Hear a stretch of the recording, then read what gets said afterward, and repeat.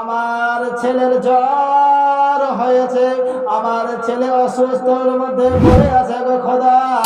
আমার ছেলের যদি জ্বর ভালো হয়ে যায়, আমার ছেলে যদি অসুস্থ থেকে সুস্থ হয়ে যায়, আমি কাঁচা কবরের মধ্যে ঢুকবো। বলুন সুবহানাল্লাহ। এ বাবা কি এই সমস্ত কি নিয়ত গো? কোন কিতাবের মধ্যে লেখা আছে? হিকায়াতে কালবির মধ্যে লেখা আছে ব্রাদার। হিকায়াতে কালবির মধ্যে লেখা আছে, সেই মহিলা অঙ্গীকার করেছিল, নিয়ত করেছিল, আল্লাহ আমার জানের পেয়ারা, আমার কলিজার টুকরা, আমার নয়নের তারা, আমার ছেলের অসুখ হয়েছে। ওগো আল্লাহ পাক রব্বুল আলামিন, আমার ছেলে যদি জ্বর ভালো হয়ে যায়, অসুস্থ থেকে যদি সুস্থ হয়ে যায়, আমি কাঁচা কবরে আমি ঢুকবো। আর কাঁচা কবরে 7 দিনকার জন্য আমি ভিতরে ঢুকে যাব। বলুন সুবহানাল্লাহ। এমন মানুষকে আছে বাপ দুনিয়াতে, এমন মানুষে পাওয়া যাবে না। এইরকম নিয়ত কেউ করে না বাপ। এইরকম করে আল্লাহর কাছে যখন মানত করেছিল, ওই মহিলা মানত করার পরে যখন মানত করেছিল, ওই ব্যক্তির সন্তান, ওই ব্যক্তির ছেলেটার জ্বর ভালো হয়ে গিয়েছিল। বলুন সুবহানাল্লাহ। ওই ছেলেটার জ্বর ভালো হয়ে গিয়েছে। আর ভালো হওয়ার পরে ওই ছেলে বলে, মাগো অগরমণি জননী, তুমি যে একটা জিনিস ভুলে গিয়েছো গো মা, একটা জিনিস যে তোমার মনে নাই গো মা, তোমার একটা জিনিস কি মনে পড়ে না গো মা? তখন মায়ে আমাকে বলে, মা বলে, বেটা রে কি কথা বলো বলো, আমি তো ভুলে গিয়েছি রে বেটা। ওরে আমার মানিক, ওরে আমার কলিজার টুকরা রে বেটা, ওরে আমার জানের পেয়ারা রে বেটা, ওরে আমার বেটা, মনে করিয়ে তুমি আমায় দাও। ও বিরাদার বাবজি এইরকম বলবে বললো। এবং মা গো, আমি যখন অসুস্থর মধ্যে পড়েছিলাম গো মা, আপনি যে 7 দিনকার জন্য কাঁচা কবরে ঢুকবে বলে নিয়ত করেছিলেন, মানত করেছিলেন গো মা। আজ তো কালকে একটা ব্যক্তি মারা গিয়েছে, কাঁচা কবর তো ওই ব্যক্তির যদি বেশি দিন হয়ে গেলে পারে, ওই ব্যক্তির কবর তো শুকিয়ে যাবে। তাহলে পরে তুমি কিভাবে ঢুকবে কবরে? তুমি তো কবরের মধ্যে ঢুকতে পারবে না গো মা।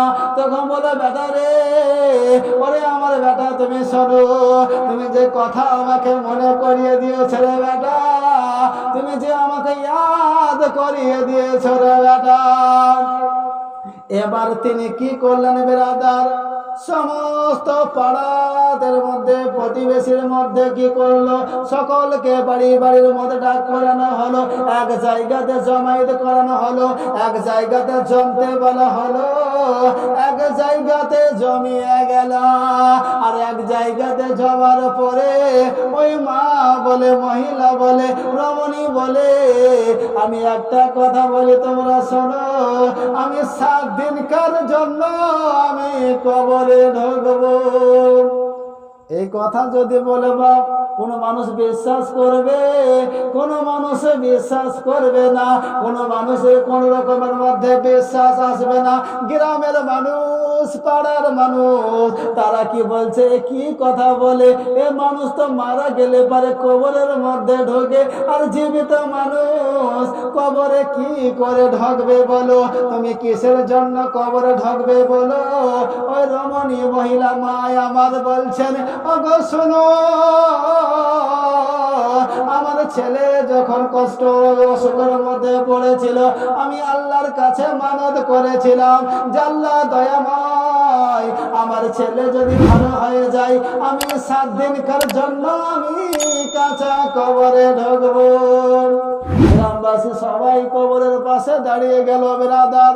আর কবরের পাশে যখন দাঁড়িয়ে গেল, মাটি সরাতে বলা হলো, মাটি সরিয়ে দিল, বাঁশ তুলে দিল। বাঁশ তোলার পরে ওই মহিলা কবরকে ঢোকে গেল।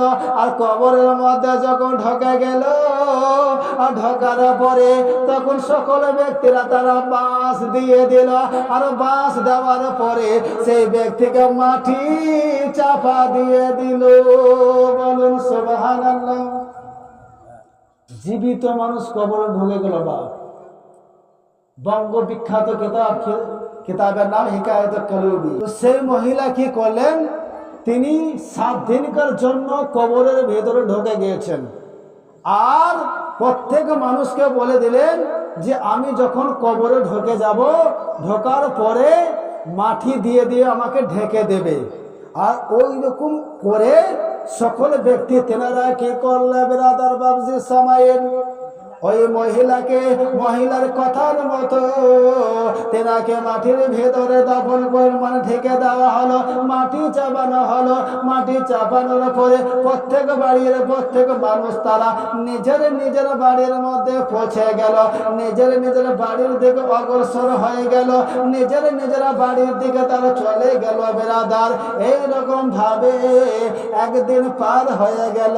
ওই রাত্রি বেলায় ওই মহিলা দেখছে কি একটা বড় একটা হাউজ আছে। আর বড় হাউজের মধ্যে দুটি মহিলা দুটি মেয়ে ছেলে তারা হাউজের মধ্যে বসে আছে। আর হাউজের মধ্যে বসে আছে। আর দুটো, একটা হলো কবুতর, একটা হলো কাক। ও একটা মহিলার মাথার মধ্যে, একটা মেয়ে ছেলের মাথার মধ্যে একটা কবুতরে তারা মানে সে কবুতরের ঠোঁট দিয়ে ঠক ঠক ঠক ঠক করে ঠকর দিতে আছে। বলুন সুবহানাল্লাহ। আর একটা মহিলা হাউজের মধ্যে বসে আছে বিরাদার। একটা বড় একটা পাখি আছে। বড় পাখি কি করেছে, আর তার মুখের ঠোঁট দিয়ে ওই মেয়ে ছেলেটির ওই মহিলাটার মাথার মধ্যে ঠক ঠক ঠক ঠক করে ঠকরে দিতে আছে। আর দুটো মেয়ে ছেলে তারা কান্না করেছে। আর তারা বলে কে তো কান্না করে। আর একজনের মাথার মধ্যে কবুতরের ঠোঁট দিয়ে তারা কি করে ঠক করে দিয়েতে থাকে। তারা মাংস গুলো খেতে থাকে, মগজ গুলো খেতে থাকে। ওই মেয়ে ছেলেটি কান্না করে, ওই মহিলা কান্না করে। আর দ্বিতীয় জন মহিলার মাথার মধ্যে একটি পাখি, সেই পাখি পর্যন্ত ওই মহিলার মাথার মধ্যে ঠকর দিতে থাকে। আর তিনি দূর থেকে যে মেয়েটি, যে মহিলাটা 7 দিনকার জন্য কবরে গিয়েছে, আর তিনি এই হালচাল দেখছে, এই অবস্থা দেখছে। এই দুটো মেয়ে ছেলের মাথাতে কেন পাখিতে কেন কবুতরে ঠক করে দিচ্ছে। এবার তিনি ভাবছে এবার কি করা যায়।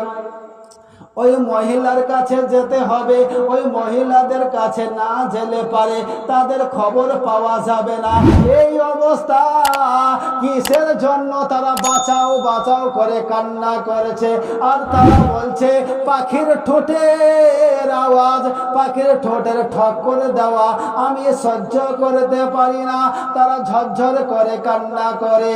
আর 7 দিনকার জন্য যে মহিলা রমণী আমার গিয়েছে বাপ, ওই রমণী তিনি দূর থেকে হাউজ থেকে সবই দেখতে পাচ্ছেন। দেখতে পাওয়ার পরে তিনি কি করলেন, বড় হাউজের কাছে ওই দুইজন মহিলা তারা বসে আছে, দুইজন মেয়ে ছেলে তারা বসে আছে। আর তারা কান্না করছে। আর তাদের কাছে গেল। আর তাদের কাছে গিয়ে এই 7 দিনকার জন্য যে মহিলাটা গিয়েছিল বেরাদার, ওই মহিলা তিনি কি করলেন, ওই হাউজের কাছে পৌঁছে গেছেন। আর হাউজের কাছে পৌঁছে গিয়ে ওদের সঙ্গে দেখা করলেন, ওদের সঙ্গে সাক্ষাৎ করলেন। আর সাক্ষাৎ করার পরে সালাম দিচ্ছে। বলেন সুবহানাল্লাহ। সালাম দিচ্ছে ব্রাদার, দুইজন মহিলা তর ঝরঝর করে কান্না করে মাথার মগজ খুলে পড়ে যায়। মাথার মগজ গুলো খসে খসে খসে খসে কি করে ব্রাদার, পাখিদের ঠক্কর মেরে তারা নিজের পেটের মধ্যে খাবার খেতে থাকে, আর একের অপরের মগজগুলোকে পাখিদের ঠক্কর দিতে থাকে, আর তারা বাঁচাও বাঁচাও করে কোনো মতের মধ্যে পাখিগুলো চলে যায় না। আর একটা কবুতর ওই একটি মহিলার মাথার মধ্যে ঠক্কর দিতে থাকে। আর এই সমস্ত জিনিসগুলো দেখে রে বাপ, এই সমস্ত জিনিসগুলো দেখতে থাকে রে বাপ, যে এই মহিলা তিনি জিজ্ঞাসা করার আগে তিনি সালাম দিলেন। সালাম দেওয়া হলো, আর সালাম দেওয়ার পরে বেরাদার ওই দুইজন মহিলার মুখে কোনো কথা বলে না। সালাম দিয়েছে যে দুইজন মহিলা, তিনারা কি করলেন, হাউজের মধ্যে বসে আছে। আর হাউজের মধ্যে বসে থাকার পরে দুইজন পাখি তারা মাথার মধ্যে ঠক্কর দিতে আছে, আর ঠক্কর দিয়ে মাথার মগজগুলো খেতে আছে। মাথার মধ্যে ঠক্কর দিয়ে দিয়ে সমস্ত মাথাকে ঘা করে দিয়েছে বেরাদার। 7 দিন ধরে ওই মহিলা তিনি কি করলেন, তিনার কাছে পৌঁছেছেন। তিনাদের কাছে পৌঁছানোর পরে বলে, ওগো বোন, ওগো মহিলা, তুমি শোনো গো, আর তুমি দুনিয়াতে কি কাজ করেছ তোমরা বলো। তোমাদের কি অবস্থা, তোমাদের পাখিগুলো কবুতরে তোমাদের মাথাতে কেমন করে ঠক্কর দিয়েছে, এ কিসের পাপের প্রাকে, তোমাদের কিসের পাপের ফল বলো। ওই দুইজন মহিলা ঝরঝর করে কান্না করে, ঝরঝর করে কান্না করার পরে তারা বলে, দুনিয়ার মধ্যে আমরা দুটি কাজ করেছিলাম, দুনিয়ার মধ্যে আমরা দুটি কুকর্ম করেছিলাম। দুনিয়াতে আমরা দুটি কুকর্ম, আমার নিজের শরীরকে আমি কোন রকমের মধ্যে আমি শরীর মনে করিনি গো। গো আমার বিবি তোমার জন্য নিজের সুন্দর চেহারাটাকে কালো কুচ্ছেদ করে দিয়েছে গো। গো আমার বিবি তুমি শোনো, তোমার জন্য কি না কাজ করেছে গো। গো আমার বিবি তোমার জন্য আমি মরিচ কেটেছে গো। গো আমার বিবি, গো আমার অর্ধাঙ্গিনী, গো আমার স্ত্রী, তোমার জন্য কত না কাজ করেছিলাম, কিন্তু তুমি আমার কথা তুমি শুনতে না। স্বামী বলতো এক, স্ত্রী করতো এক। স্বামী বলতো ওই জায়গাতে যাইও না, স্ত্রী কথা শুনতো না। স্বামী বলতো ওই অমুক লোকটার সঙ্গে মিশিও না, ওই লোকটা ভালো না, স্ত্রী শুনতো না। স্বামী বলতো নামাজ পড়ো, স্ত্রী নামাজ পড়তো না। স্বামী বলতো ভালো হয়ে চলো, স্ত্রী শুনতো না। স্বামী বলতো ভালো করে চলো, স্ত্রী শুনতো না। স্বামী বলতো ভালো ইমানদার হইয়া চলো, তাও স্ত্রী শুনতো না। স্বামী বলতো আল্লাহকে ভয় করে চলো, স্ত্রী শুনতো না। স্বামী বলতো কোন রকমের খারাপ কাজ করিও না, তাহলে পারে তোমার কবরে রেহাই হবে না। স্ত্রী শুনতো না। স্বামী বলতো ওই লোকটা পর পুরুষের মানুষ, ওই ব্যক্তির সঙ্গে দেখা করিও না। স্ত্রী শুনতো না। স্বামী বলতো ওই লোকটা পর মানুষ, তার সঙ্গে কথা বলিও না, তার সঙ্গে ভাব করিও না, তার সঙ্গে ভালোবাসা করিও না, তার সঙ্গে কোন রকমের খারাপই করিও না। স্ত্রী শুনতো না। সে বলছে দুনিয়াতে আমার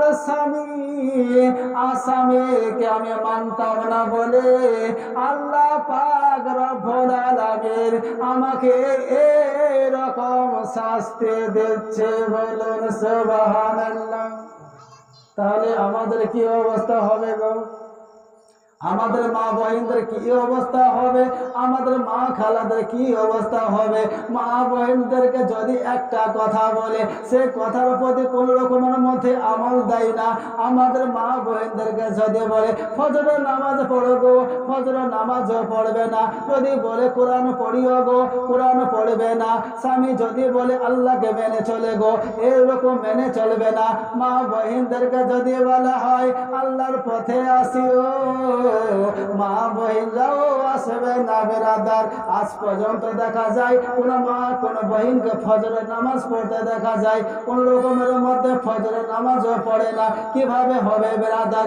বেরাদার স্বামীর ওই মহিলা তিনি বলছে আমার স্বামী দুনিয়াতে বেঁচে ছিলাম তখন আমার স্বামীর সাথে আমার কোনো সময় হতো না। আর আমার স্বামী আমার সাথে কি ছিল, মানে লাঞ্ছিত ছিল। আমার স্বামী আমার সাথে, আমি আমার স্বামীর সাথে ভালো ব্যবহার না করার কারণে আল্লাহ পাক রব্বুল আলামিন আমাকে কবুতরের কবুতরের ঠোঁটের থেকে মাথাতে ঠক ঠক করে আওয়াজ দিচ্ছে, মাথাতে ঠক ঠক ঠক করে আমার মাথার মগজ গুলো খাচ্ছে। আমার স্বামীকে না মানার কারণ এটাই আমার শাস্তি। বলুন সুবহানাল্লাহ। তাহলে আজকের জামানায় যদি দেখা যায় বাবজি, আমাদের ঘরের বাড়ির মা বহিনরা তো স্বামীদেরকে যদি এরকম করে মানে কেউ মানে না বেরাদার বাবজি। তো সে মহিলা বলছে যে আমি স্বামীকে অমান্য করার কারণে আমার এই শাস্তি। আর দ্বিতীয় মহিলাকে জিজ্ঞাসা করলো, ও দ্বিতীয় মহিলা বলো তোমার মাথার মধ্যে পাখিতে কেন চোখ মারছে? তোমার মাথার মধ্যে পাখিতে কেন ঠক ঠক করে আওয়াজ দিচ্ছে গো? তোমার মাথারও কত কষ্ট বলো। ওই মহিলা ঝরঝর করে কান্না করে, ওই মহিলা কাকতি মিনতি করে, ওই মহিলা ঝরঝর করে কান্না করে আরে বলে ওগো শোনো, দুনিয়াতে আমি যখন ছিলাম গো, দুনিয়ার মধ্যে যখন আমি ছিলাম, আমি মাঝিরা গ্রামের মধ্যে ছিলাম, আমি মুর্শিদাবাদ জেলার মধ্যে আমি ছিলাম, আমি পশ্চিম বাংলার মধ্যে আমি ছিলাম, আমি ভারতের মধ্যে আমি ছিলাম। আমি যখন গ্রামের মধ্যে থাকতাম আমি মাথার কাপড় নিতাম না। আর মাথার কাপড় না নেওয়ার কারণ এটাই আমার শাস্তি। বলুন সুবহানাল্লাহ। মাথাতে কাপড় না নেওয়ার কারণ হলো এটাই আমার শাস্তি। মাথায় কাপড় নিতাম না, মাথার মধ্যে কাপড় নিতাম না, শরীরকে ঢেকিয়ে রাখতাম না, গাকে ঢেকিয়ে রাখতাম না, হেনাকে ঢেকিয়ে রাখতাম না, বেপর্দা করে চলতাম। আল্লাহর বিধান আমি মানতাম না। আল্লাহর বিধান না মানার জন্য, আল্লাহর বিধানকে অস্বীকার করার জন্য, মাথার মধ্যে কাপড় না নেওয়ার জন্য, শরীরকে ভালো করে না ঢাকার জন্য, শরীরকে মজবুত না করার জন্য, শরীরকে খারাপি করার জন্য রাস্তায় যখন আমি হাঁটতাম মাথায় কাপড় নিয়ে হাঁটতাম না। কত মানুষ যেত, কত মানুষ আসতো, কাউকে কিছু মনে করতাম না, কাউকে দেওয়াল মনে করতাম, কাউকে ভাসুর মনে করতাম, কাউকে ভাই মনে করে হেসে চলে যেতাম। আমাদের জীবনে হয় না বাপ? দেখা যায় রাস্তাঘাটে বাবজি আমরা চলি, রাস্তাঘাটে আমরা চলি বাবজি। আপনাদের এই জায়গাতে নতুন হয়তো কেউ আমাকে চেনেন না বা জানেন না। আমি জালসা করতে গিয়েছিলাম জলপাইগুড়ি। তো সেখানে রাস্তার মধ্যে দেখছি যে তো কি হলো, আমি গিয়েছিলাম রাস্তাঘাটে যদি দেখা যায় যেমন আমাদের বীরভূমের সিউড়ি আছে, মুর্শিদাবাদের বহরমপুর শহরে যদি যাওয়া যায়, মেয়ে ছেলেদের ড্রেস যদি পরা দেখা যায়, ওই রাস্তাতে হাঁটানো যাবে না, ওই রাস্তাতে চলা যাবে না। এমন নোংরা পোশাক, এমন ড্রেস পরে, এমন শাড়ি পরে, এমন জামা কাপড় পরে বেরাদার, তারা প্রত্যেক মানুষকে মনে হয় দেওয়ারি ভাবে ভাবছে, আর প্রত্যেক মানুষকে ভাসুরি ভাবে। মাথায় কাপড় তো দূরের কথা, পিঠেও কাপড় থাকে না ভাবছি। তো এই কারণে সেই ব্যক্তির মাথাতে পাখিতে চুজ মারছে, ঠক্কর দিচ্ছে, আর তাকে এটাই শাস্তি দিয়েছে। আর সে বলছে মাথাতে কাপড় না নেওয়ার কারণে আর আমার শরীরকে না ঢাকার কারণে আল্লাহ পাক রব্বুল আলামিন আমাকে কি করেছে, শাস্তি দিচ্ছে। বলুন সুবহানাল্লাহ। তো ওই মহিলা কি করলো ব্রাদার, ওই প্রথম মহিলাকে বলছে যে আপনি যখন দুনিয়াতে চলে যাবেন আর দুনিয়াতে চলে গিয়ে আমার স্বামী যদি ওই জায়গায় থাকে, আপনি বলবেন ওগো এমকের স্বামী কেউ আছেন, আপনার স্ত্রী খুব শাস্তি ভোগ করছে, আপনার স্ত্রী খুব আযাবের মধ্যে আছে, আপনি দয়া করে আপনার স্ত্রীকে ক্ষমা করে দিন, আপনি দয়া করে আপনার স্ত্রীকে মাফ করে দিন। আর তাহলে যদি মাফ করে দেওয়া হয় তাহলে সেই ব্যক্তির আযাব মাফ হয়ে যাবে। বলুন সুবহানাল্লাহ। আজকে দেখা যায় কোনো মানুষ যদি কারোর সঙ্গে যদি দেখা সাক্ষাৎ না হয়, তো যদি কেউ মাপ না চায় কোনো মধ্যে মাপ হবে না। বিরাদার সামাইনি কেরাম, আর বেশি লম্বা চওড়া করছি না। ওই ব্যক্তি কিন্তু দুনিয়ার মধ্যে আসলেন, আর দুনিয়ার মধ্যে আসার পরে ওই মহিলা যখন সমস্ত গ্রামবাসী হতভাগা 7 দিন পরে কবর থেকে বেঁচে আসলো। এত আজব ব্যাপার, কবর থেকে ভিতর থেকে চলে আসলো 7 দিন পরে। যাই ওই লোকটা তো কবর থেকে এসেছে, সকল গোটা গ্রামের দেশের মানুষ, মহল্লার মানুষ সবাই কিন্তু তারা বাবা দেখার জন্য চলে এসেছে। আর ওই মহিলা বলছে কে আছে গো এমন কোন মহিলা যে আপনার স্ত্রী কবরের মধ্যে আমি দেখে আসলাম, আপনার স্ত্রী খুব আযাবের মধ্যে আছে, তাই দয়া করে আপনি আপনার স্ত্রীকে ক্ষমা করে দিন, মাফ করে দিন। আর আপনি যদি ক্ষমা করে দিলে পারে আপনার স্ত্রীকে আল্লাহ পাক রব্বুল আলামিন শাস্তি থেকে বাঁচিয়ে দেবে। বলুন সুবহানাল্লাহ। এটা বলে দেওয়া হলো। একজন তেনার স্বামী, তিনি বলছেন যে আমার স্ত্রী আমার সাথে কোনো রকমের কথা শুনতো না, অপব্যবহার করতো, তো ঠিক আছে আমি আমার স্ত্রীকে ক্ষমা করে দিলাম। ক্ষমা করার পরে কিতাবের মধ্যে বলেছেন ওই তেনার স্ত্রীর জন্য তিনি স্বপ্নে দেখছে ওই ব্যক্তিকে জান্নাতের মধ্যে দেওয়া হয়েছে। বলুন সুবহানাল্লাহ।